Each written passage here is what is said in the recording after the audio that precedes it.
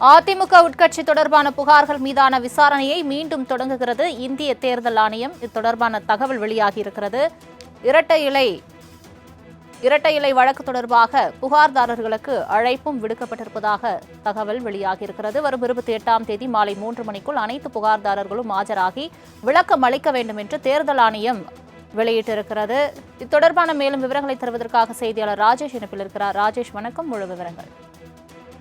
தலைமை வணக்கம். இரட்டை இலை சின்னம் தொடர்பாக தேர்தல் ஆணையத்தை பல்வேறு தரப்பினர் நாடியிருந்தார்கள். குறிப்பாக ஓபிஎஸ் தரப்பினர், அதே மாதிரி முன்னாள் எம்பியாக இருக்கக்கூடிய கே.சி. பழனிசாமி, புகழேந்தி, அதே போல திண்டுக்கலை சேர்ந்த சூரியமூர்த்தி உள்ளிட்டோர் இரட்டை இலை சின்னத்தை எடப்பாடி பழனிசாமி தலைமையிலான அதிமுகவிற்கு ஒதுக்குவது சட்டவிரோதமானது என்றெல்லாம் அவர்கள் குறிப்பிட்டு இந்த வழக்கை தாக்கல் செய்திருந்தார்கள்.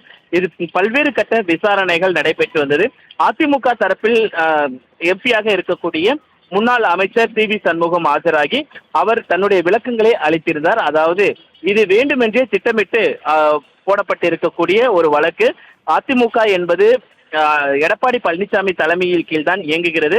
அவருடைய தலைமையின் கீழ் தான் அனைத்து எம்எல்ஏக்கள், எம்பிக்கள் உள்ளிட்டோர், மாவட்ட மாநில நிர்வாகிகள் அனைவருமே அவருடைய தலைமையின் கீழாகத்தான் இவர்கள் இயங்குகிறார்கள். காழ்ப்புணர்ச்சி காரணமாக இந்த வழக்கு என்பது தொடுக்கப்பட்டிருக்கிறது.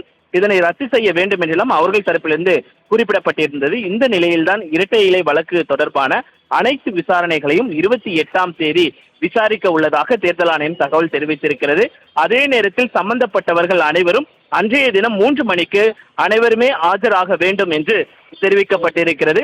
2026 சட்டமன்ற தேர்தலை நோக்கி அனைத்து கட்சிகளும் தொடர்ச்சியாக பயணப்பட்டுக் கொண்டிருக்கக்கூடிய இந்த சூழ்நிலையில் இரட்டை இலை தொடர்பாக என்ன மாதிரியான விசாரணை மேற்கொள்ளப்படும், என்ன மாதிரியான தீர்ப்புகள், முடிவுகள் எடுக்கப்படும் என்பதெல்லாம் நாம் பொறுத்திருந்தான் பார்க்க வேண்டும். சலோமி,